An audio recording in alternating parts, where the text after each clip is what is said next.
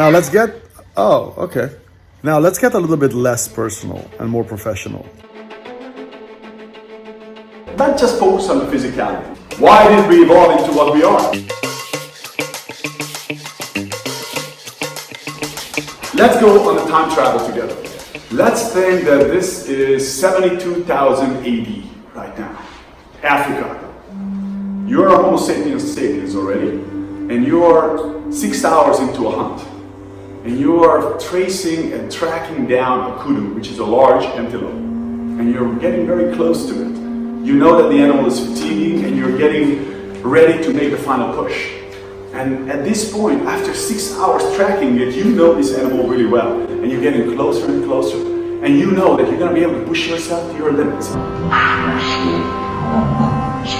So you know, as long as you pay attention to yourself, and you're keeping a nice balance in your inner world, and you don't get dehydrated, and you don't push yourself too hard, there's no other animal that can possibly, keep up with you. You also pay attention to your outer environment. Because you and I here today, you might not really pay attention when you take a breath. But when you are out in nature, you used to pay attention to every single breath you took. So you were tracking, you're getting closer and closer and closer, and with your sheer physical endurance, you were able to exhaust this animal to the point where its heart gave up. And that's how you hunted back then, so-called persistent hunting. So let's go a little bit closer to our present time. Let's say 30,000 years ago, AD, Australia. 8 Aboriginal Australians left in a muddy seaside footprints, and those fossilized. We found these footprints in 2006. Now what's interesting about these guys is that then there were 8 of them, and they were running at a pretty unbelievable pace. They were running so fast that from the analysis of the footprints, we were able to determine that one of them was running 23 miles per hour. Now that's about 2 miles per hour slower than Usain Bolt ran when he, ran the world record. So that's quite fast. And that was in a slippery, muddy place, barefoot. They calculated if this person would have worn shoes and run on a rubberized floor, he could have easily ran 28 miles per hour. And who knows if he was running at his maximum capability or not. Now let's go to Europe, 25,000 AD. Cro-Magnon people, you might have heard of them.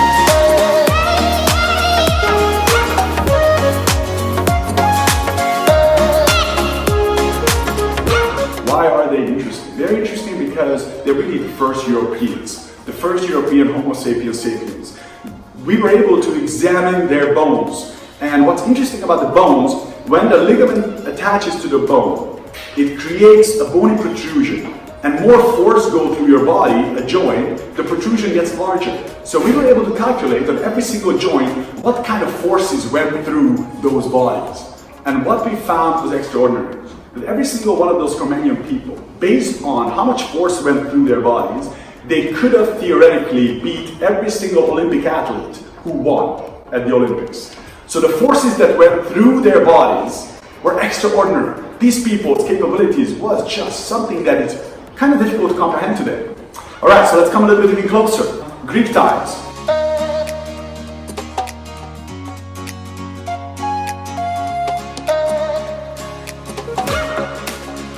There was a gentleman whose name was Almstas. Almstas lifted up a 1,058-pound boulder.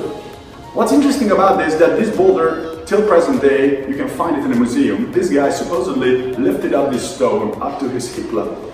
Now 1,058 pounds is a very heavy weight. Currently the world's record in deadlifting is 1,102 pounds, but that is performed with a bar that you can actually hang on and lift up. So that's quite significant. You don't necessarily need to believe that, but when it comes to stuff like this, you might play with the idea. It's quite fantastic.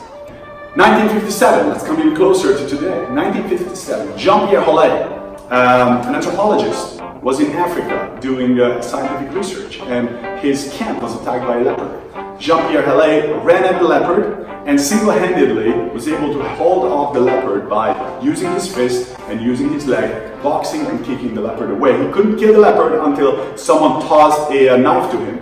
Now, Jean-Pierre was a huge guy, 6'6", 257 pounds, but he only had one arm. So, needless to say, he was able to kill the leopard with one knife on his own. He didn't come away without scratches, but it's still quite unbelievable. Now, there are some monks in Japan who are currently still doing the following processes as part of their meditation process.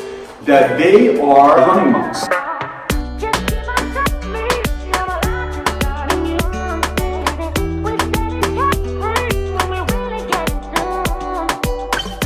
They have a 7-year procedure.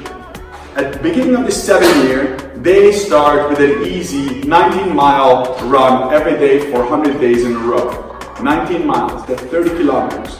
Now they gradually work themselves up that the last year they run a double marathon every single day for 200 days in a row. Okay? 200 days in a row.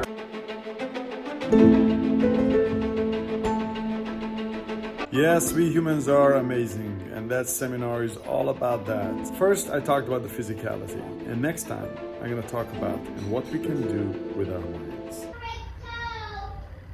Don't forget to subscribe. I'm going to decorate my Christmas tree now.